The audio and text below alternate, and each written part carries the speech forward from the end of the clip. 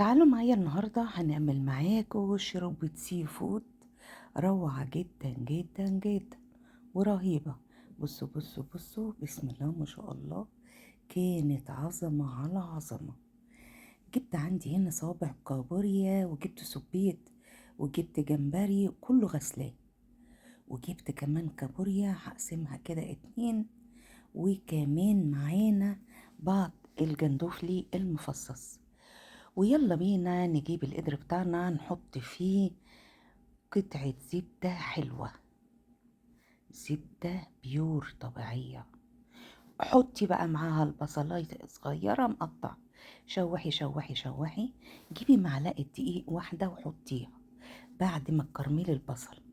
حمري حمري حمري، حمرتيها، انزلي بقى بالجمبري وصوابع الكابوريا وقلبي يا قلباه.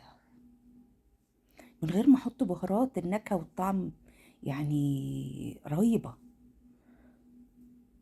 دقت كده يعني عشان اشوف الطعم والنكهه مع الدقيق، مع الصوص اللي احنا عملناه بالدقيق ده، الطعم جميل جدا سبحان الله. نهايته هنفضل نقلب نقلب نقلب، لسه لا حطينا بهارات ولا اي حاجه. قلبه كده، وبعدين هنحط بس كمون وشطه، نص معلقه كمون، ربع معلقه شطه، تحبي حارش يزود. هنقلب بس التقليبة دي عشان خاطر ايه الدنيا كلها تتشوح. هننزل عليها برغل الحليب، وقلبي فيها قلبي فيها لغاية ما تبدأ تغلي. أول ما تغلي بقى معاكي انزلي بكوباية الكريمة. كوباية الكريمة بقى هتخليها تلف، وهتبقى في حتة تانية خالص. خلي بس شوية كده تغلي، خلي عندنا صبر. بصوا، نزلت بقى بالكابوريا المقطعة. بصوا انا كل حاجة بحطها بوريها لكم. قلب قلب، ونزلنا دلوقتي بقى بالكريمة يا قلبة.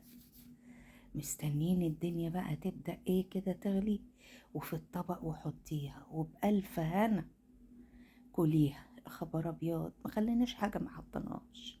طريقتها جميلة جدا. طبعا انا حطيت علبة كريمة، كريمة يا جماعة مع الحليب، رهيبة رهيبة. كلوا منها. بصوا انا عاملاها بملح وكمون وشطة من غير اي افتكاسات، بس التركات اللي انا مشيت بيها الخطوات هي بس اللي هتفرق معاك، تديك الطعم والنكهة الرهيبة. يا خبر ابيض، تعالوا بصوا بصوا بصوا، ما شاء الله تبارك الله، محدش كل منها الا لما قال لي خطيرة رهيبة. طعمها روعة، وقال لي الزبدة مع البهارات البسيطة يعطيها تيست جميل جدا، ومخلية طعمها رهيب رهيب رهيب، والطعم بتاعها حكاية.